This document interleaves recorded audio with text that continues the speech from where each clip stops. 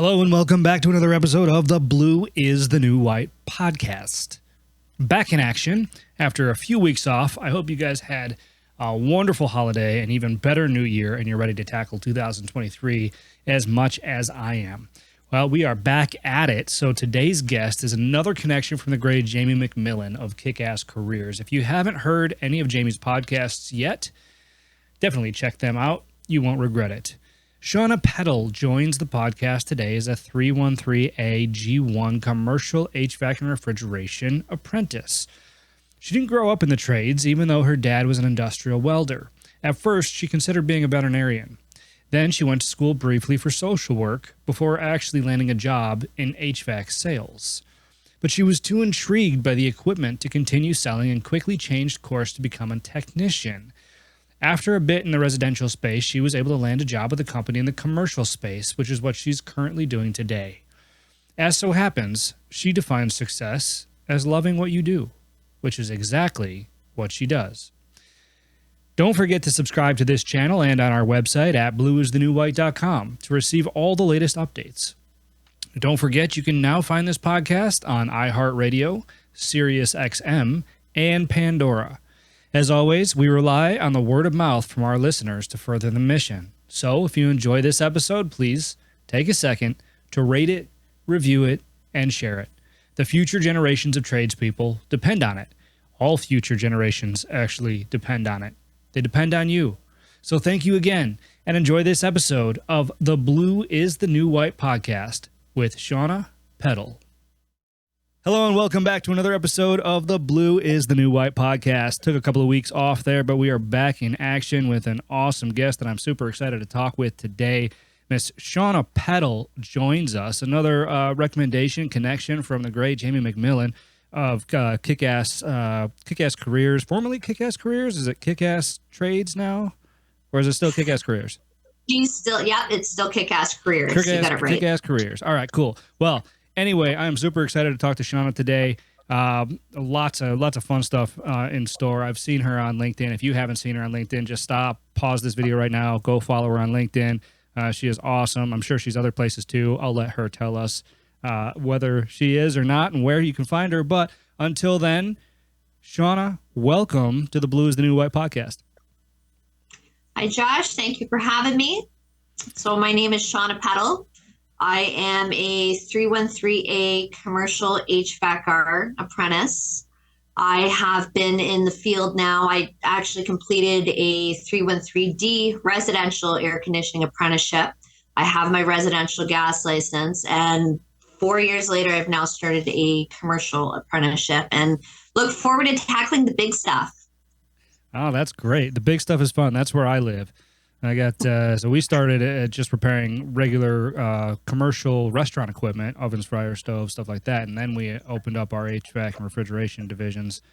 And it's fun.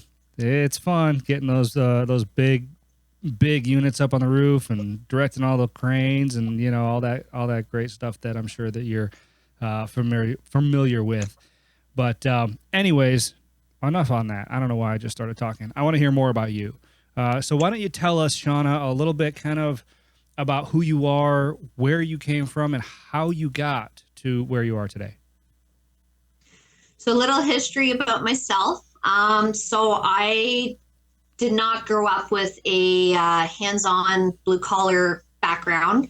My father is blue-collar. He's an industrial welder, but back in the day, even 20 years ago, times are a little bit different. We didn't grow up working on tools or doing projects. So I was completely green coming into this. I had never thought twice about a furnace or an air conditioner until about 2015. I went to school initially for social work, and it just, sometimes you got to kind of dabble in life and try a couple different things. And so I knew that wasn't for me. And I ended up picking up an HVAC sales position in 2015. And so we started going into homes, and the more I was exposed to equipment, the more curious I got about how the equipment worked and why it did what it did. And I went home and I started researching it. And I thought, okay, you know what? I started educating myself on how these systems worked. And I brought that to the table with this company. And they basically just looked at me and said, you're not here to fix stuff. You're here to sell stuff. And they really wanted me to just focus on the sales. And yeah, I kind of, there was always just something in the back of my head that just, I wanted more. And I knew that I wanted to get into the hands-on, and I had no idea really how to go about it, but I looked up the courses. I found they had, so in Canada, because I see you're down in the US, in Canada, the way that the gas licenses work is for residential, they break it up into two parts. You've got your G3, which is your it's like a standard residential license. It's a helper license in essence. And then your G2 is your full residential gas license. And so I applied to school for my G3 license, and I was totally out of my comfort zone. I was the only woman in the class, which is pretty common nowadays. Hopefully, with all of us working towards changing that, we'll have more ladies eventually. But yeah, no, and I went in there and I loved it. And it was funny because I wasn't really drawn to science or chemistry in high school, but all of a sudden I just had this fascination with gas fitting. And let me stop you there real quick. Let me ask you a question. So when you were in there doing sales, right, and you started to take interest in the equipment, what appealed most to you? What made you say, man, I really want to roll up my sleeves and get my hands dirty in this kind of stuff? It really just came down to, it was like the fact that you're able to produce heat. Like, I never thought of the concept of heating and cooling before. It's kind of one of those, like, everyone's got it in their home, but you don't really give it a second thought. It just does its job, and that's it, right? And when you actually start looking at the equipment and what goes into it, it's like, holy smokes, like it's layered, it's interesting, it kind of piques your curiosity, and a lot that goes into it. So that was kind of, so it was really cool. So when I started getting my gas fitting license, I was just like, I was studying I was understanding like the breakdown of natural gas and propane and this and that. And then we started working with electrical. But anyway, so long story short, I got my G3, and then I went on to go get my G2 gas license. So I was fully, the way Canada works is you actually have to be licensed before you go in the field really to touch stuff. And so I came out with my G2. The intention was to always go commercial. That's always kind of been my idea of what I wanted to do. And so when I started, I came out, I was an honor roll student. I just naturally did really well with school. I loved it. And so I thought that would help me get hired. And so I started cold calling companies, knocking doors, even people that didn't have ads posted. I was like, hey, if you need a helper, like, I'm here, just trying to get my foot in the door. And I had a really hard time getting hired. And so I didn't know if it was that catch-22 of, people wanting you to have experience before you can get the job. But eventually I found, so EnterCare was my first company that I worked for. They were running a 313D residential air conditioning apprenticeship program. And so they're a fairly large corporation. They actually date back to, they used to be the utility for Ontario. And so this is going back like 20 years. They've been around a long time, but then they split utility, and now they're just service. But they've got guys that are working for the company that have been doing it for 40 plus years. And so anyways, they're aware that all these men are going to be retiring, and now we've got this massive gap in the workforce. So they created this program, and so so they took their chance on me. They hired me. I'm very grateful that I was able to be brought on board. It's my foot in the door, and so it's so I went through the throes of doing that apprenticeship. It was so I came in. I had my gas ticket, but I was completely new to actually servicing and maintaining equipment. They started me on maintenance for about 6 months, and then I switched over to service. And so I am a service technician. I don't do installs. I can do installs. Of course, they go hand in hand in the field, but I really do prefer to do service. I love troubleshooting and diagnostics, and keeps me on my toes, and I'm learning new things every day. And so, so that was only supposed to be, it's a little, it's one of those things. It was only supposed to be a 2.5-year apprenticeship. And that's what the contract lays out for Ontario. It ended up being 4 years that I was in it, and it wasn't because of the company. It just ended up turning out that apparently, so for this apprenticeship, it requires you to do 2 school semesters. And it turns out that in Ontario, they don't offer the second school semester. And you Oh, don't know that until, yeah. And it kind of threw me for a loop. So the first semester, so that like I said, the breakdown, so 313D is residential AC, 313A, which is what I'm doing right now, is the commercial refrigeration. They both have the same first semester of school. So it's kind of the way that it's got the same level of school. So when you go to school and you do that first block, you're in school with residential and commercial apprentices. So they always run the first block of school. Now, so we went through it, everything was fine. And then I came out on the other side and I was waiting and the pandemic happened and I thought maybe there was just a delay. And then I spoke to the ministry and they kept saying, well, it's up to the school blamed the ministry. And long story short, it kind of came to light that they didn't really offer the second semester. And so the ministry said that the only way to do it was to challenge it. And so I know. And so working with Enercare, there's about 70 apprentices. By the time I got to about 3 years in, there was 70 of us. yeah. And so I was one of the, yeah, a lot. And so I was one of the first six. And it was like, okay, so obviously we're all trying to do the apprenticeship the right way. Education is vital. Our industry has standards. And so long story short, it ended up being that I found out, because again, the goal was always to go to 78, like my local, so I'm a member now of Local 787, which is the Commercial Refrigeration Union. They advised me that a challenge ticket, which is a ticket that you don't need to complete an apprenticeship for. It's where the employer just signs off on your hours, and then you can go and write your license. It doesn't hold the same merit because you don't get an apprenticeship certificate with it to show that you put in the time to get the proper training. And so to properly be, so I could have gone through all of this to find out that, so what that means is when I go to start my commercial apprenticeship, instead of me starting as a third year, I would start back as a first year. They do not credit the time I would have been in the field for already as a residential tech. So I spoke to the commercial union. They said what you can do is just transfer your hours over.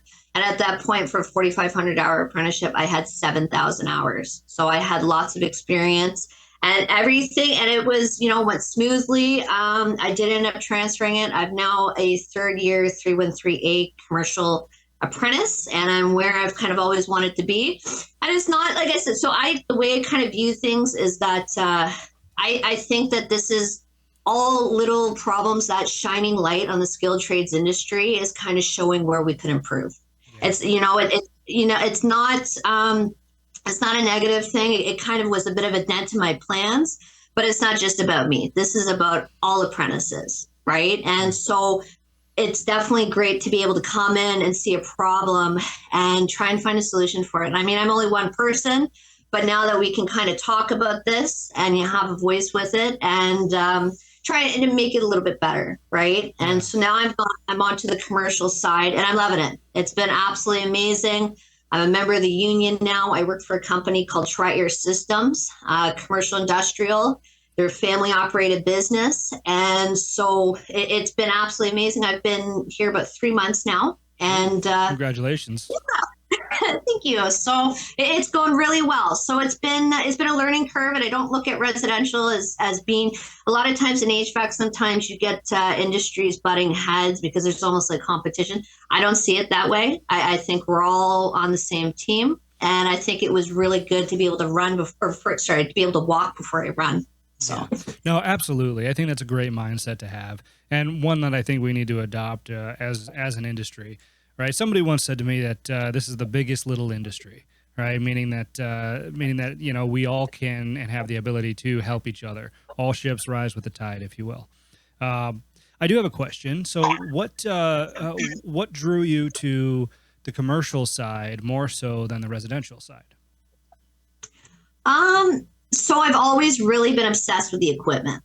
And so, and again, commercial is blow your socks off. Like there's just so many layers to it. Like that first day on the job when I opened up the panel and it was just like a wall of contactors and relays. Like, it's just really cool. I love learning and I always want more. And I think that's kind of with commercial, you're always going above and beyond that way. And, Residential, again, a very good industry, a little more customer oriented. So because you're going into people's homes, you really got to have that a good way with people. Yeah. And Yes. it's a little bit different too, in the sense that with residential, you kind of go in and you see that immediate gratification. So going in, having a little old lady, her furnace isn't working, and you go in, you fix the unit, and it's it's a really good feeling seeing that person. Just you almost feel like a superhero kind of thing, Yeah. right? Yeah. Yeah, and commercials much the same. You just it's just on a larger scale, and you're dealing with business owners, so it's a Yeah. little more business as per usual. Yeah, yeah, yeah. I guess the best way to put it, right, when you go into somebody's home and, they express their gratitude, it's more of a personal gratitude for preserving their comfort, right? Whereas in the business world, the gratitude still exists, but it's more so that from a monetary standpoint, right? It's their business that is suffering because of the unit not working. So they can now serve their customers, or depending on the facility, the chefs in the kitchen, have cold air, stuff like that. So the gratitude is the common denominator. It's just a matter of the reasoning behind it. Exactly. Yeah, no, that's great. I think that's a really good perspective to give people as well. Okay, so take me back a little further. You said that your dad was an industrial welder, but you didn't really grow up assuming that you were going to be in a trade, right? So when you were like in high school, what was the narrative, around the skilled trades, as opposed to university? Is it was it, hey, these are good jobs, these are good careers, you should pursue it, or was it more like, hey, you should probably look over here and go to university, to look at a degree? Yes, white. I can only white collar positions, so lawyers, doctors, anything like that. Yeah, that was definitely the standard. I think that's been pushed for the last couple decades, if anything, right? Like I kind of wanted to be a veterinarian growing up. I loved animals, so that was my go-to. Becoming a doctor, and yeah, it's a narrative that is pushed, and not a bad thing. I think we need people in positions for all jobs. However, the trades are an amazing career, and it definitely needs to be pushed more than it has. Right?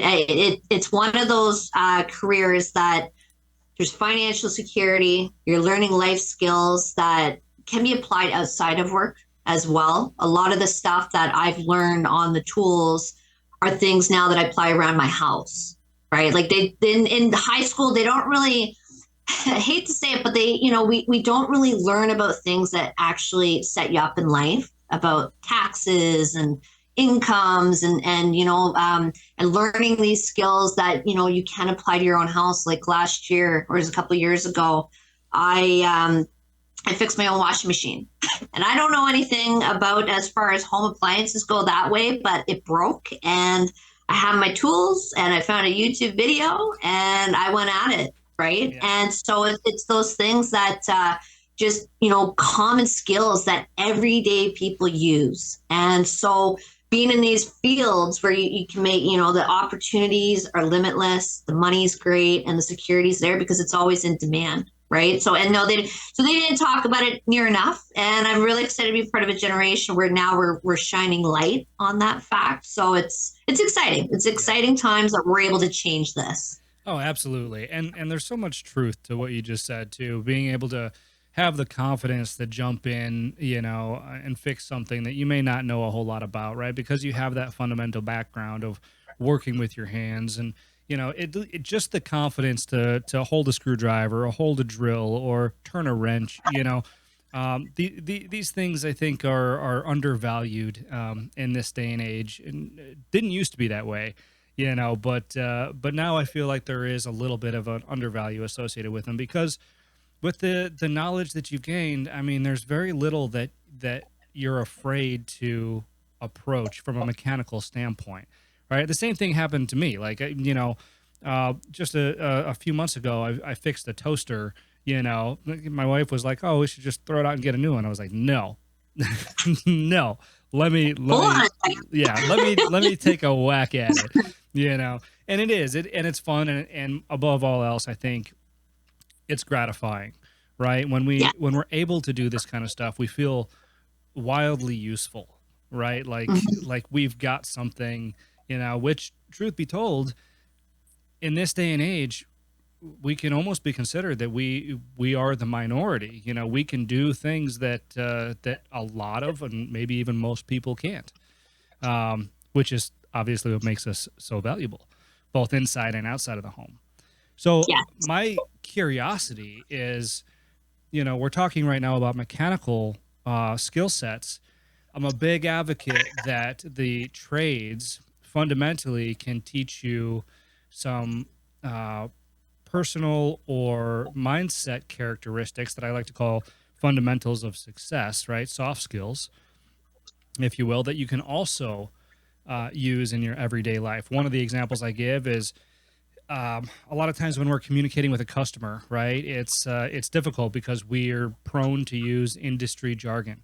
When you're talking about capacitors, when you're talking about high limits, when you're talking about burners and orifices and things like that. Well, the common person doesn't know what any of that stuff is, so we have to find other ways to communicate that so they'll understand.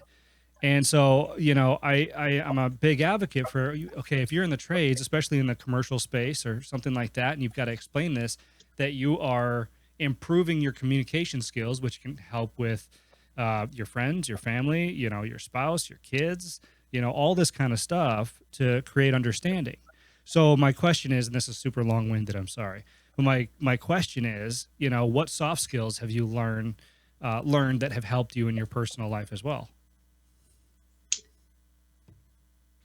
Some soft skills would be, well, like you just said, communication, I think, is one of the biggest key takeaways from residential that I had. There is a lot that goes into HVAC, but being able to break it down and build relationships with customers has been vital. It's one of those things that you're able to kind of take that away from the job and take it with you and apply it to your own life. um sorry, 1 second here. So soft skills. Yeah. Think about Yeah, so think about the stuff like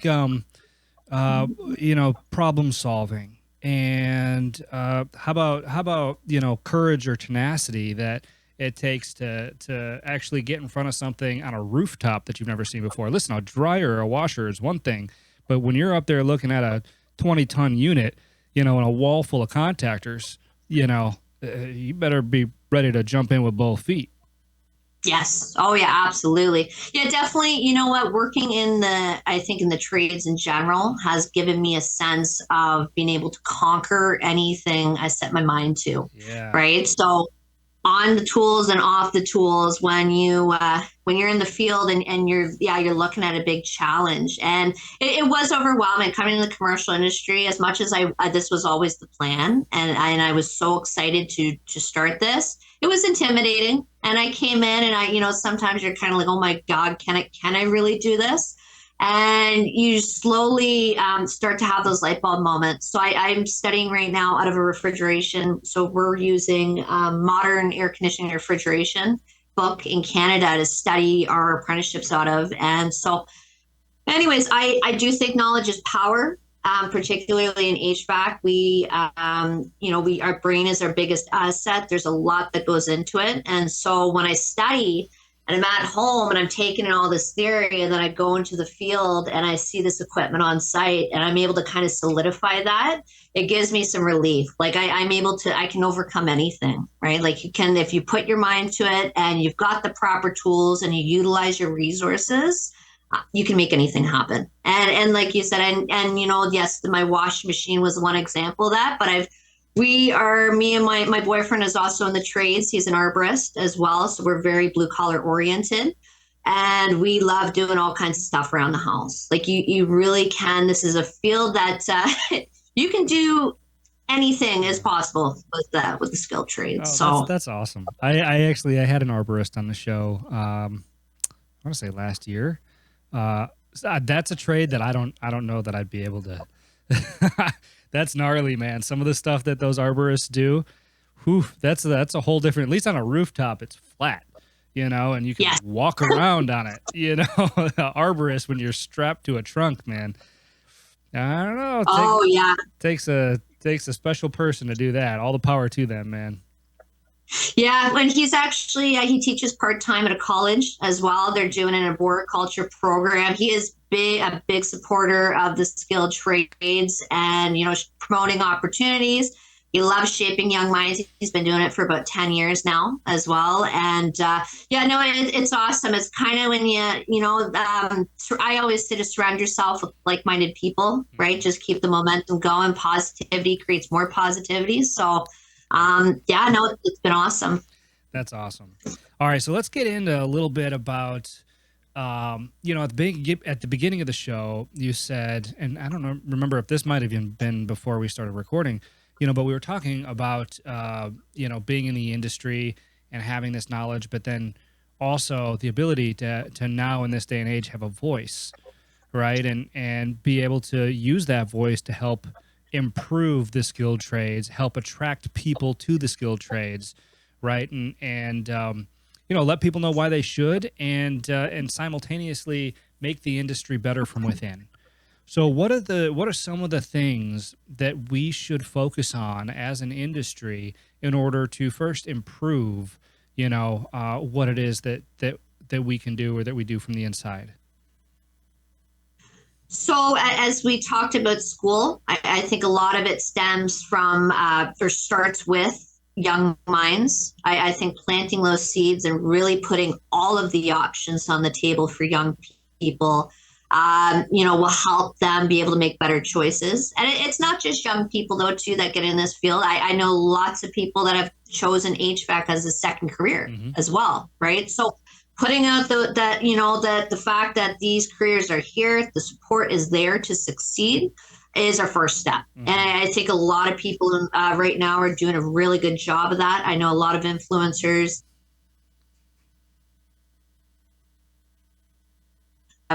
like yourself, such as Jamie McMillan. I'm also an ambassador for Women in HVACR Canada.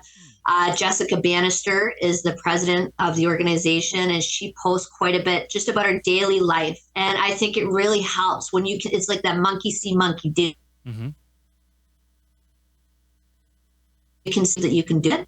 And yeah, that's kind of where, it's going to be a work in progress. We've got lots to do, but I think that's where we start.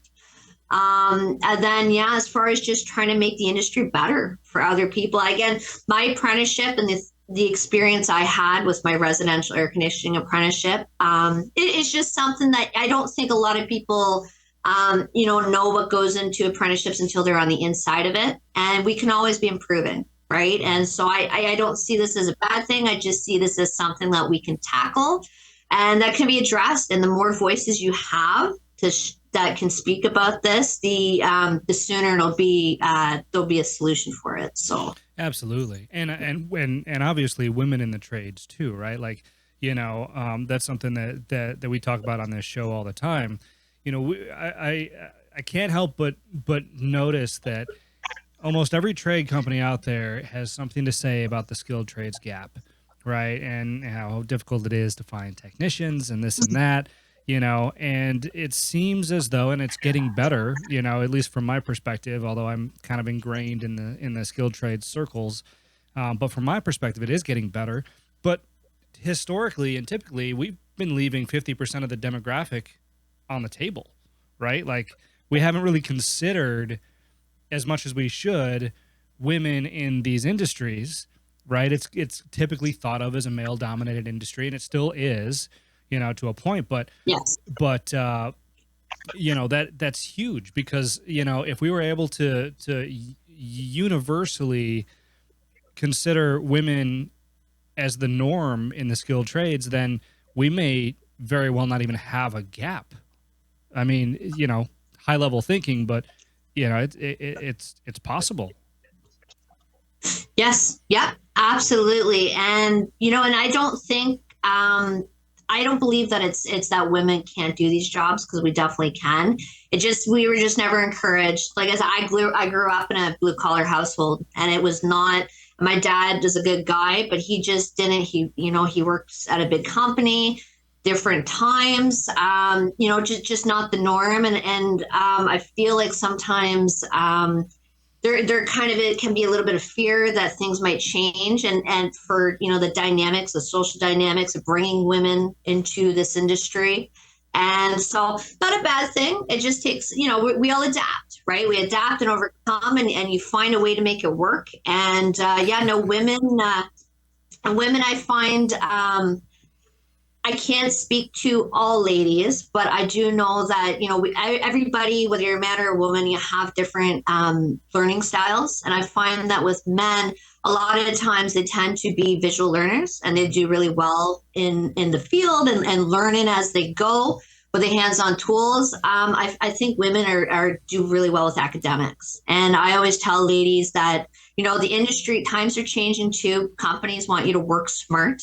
They don't need the 250-pound muscle man. They want somebody who knows what they're doing, and can do it well. And it doesn't, you don't need to, there's definitely a lot of pros to being a woman, and finding creative ways to do it. Right. So, Yeah. Yeah, no, we could definitely make up the difference. Like, it's very possible. And so now that we're geared towards advocating towards women. I really do see potential in the future. I was a member of at my last company, we created a women in trades committee. And so we were going to colleges, and we were, running these different seminars to try and promote trades to women. And so, yeah, that's all it is, right? Just putting it out there, advocating it, showing that it is an option. Yeah, absolutely. And to your point too, like, time was that, there weren't as many tools, right, to focus on leverage. There weren't as many safety mechanisms back in the day. There's a whole lot of reasons why it originated as a male dominated industry, but none of that is true anymore. Right. I mean, we've got the right tools. We've got the right safety gear. So to your point, you don't need, man or woman, that 250-pound muscle man. You just don't, and that's the fact of the matter.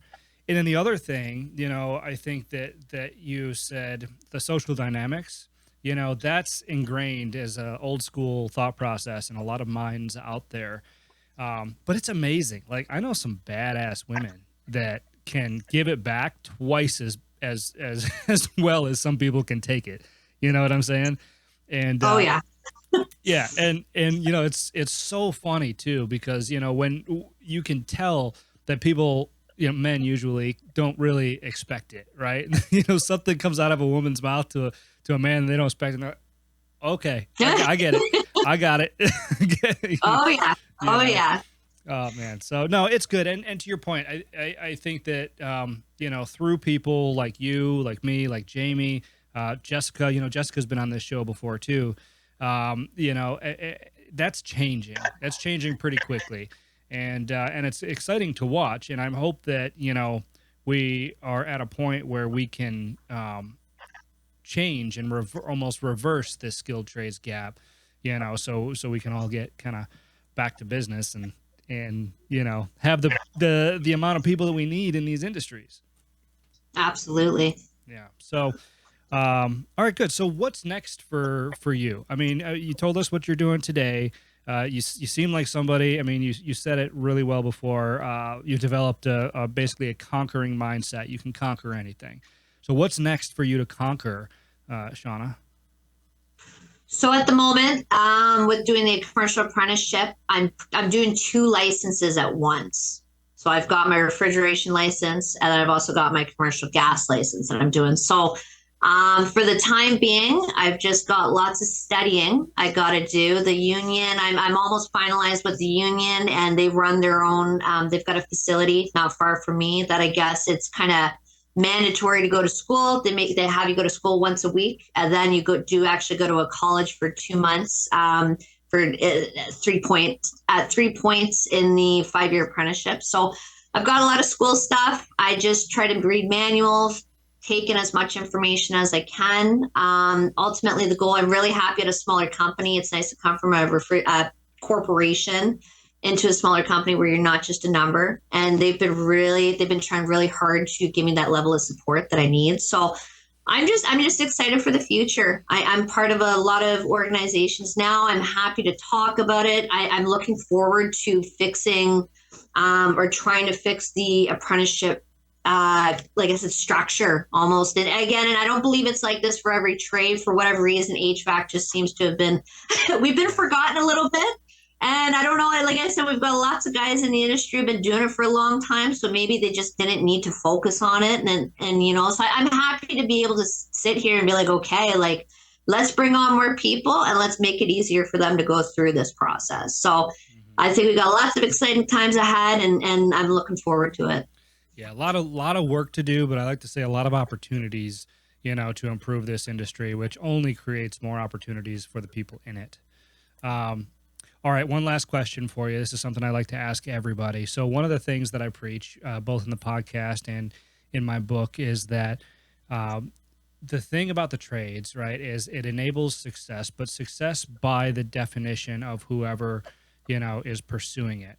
You know, oftentimes in high school, you know, starting in high school, I should say, everybody's kind of put into the same little box of what success looks like. You know, you need a stable job, you know, the house, the kids, the cars, the white picket fence, the dog. You know, this is what success looks like. But that's just not the case, right? Everybody has their own version of what success looks like. Some people like to travel.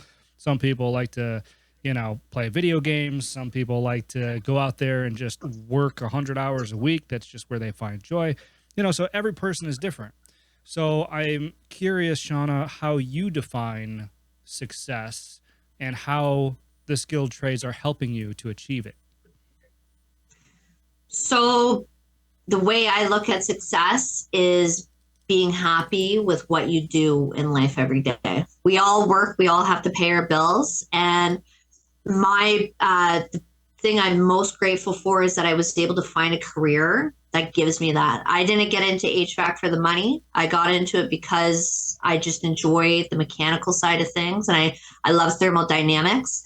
And that's where my happiness comes from for me. And so whether that's HVAC or plumbing or carpentry or elevators or, you know, even inside and outside of trades, find what makes you happy. And when you do it every day, it's not a job. It's something you can come home from, be proud of, and it's not exhausting. You want to get up and do it again the next day.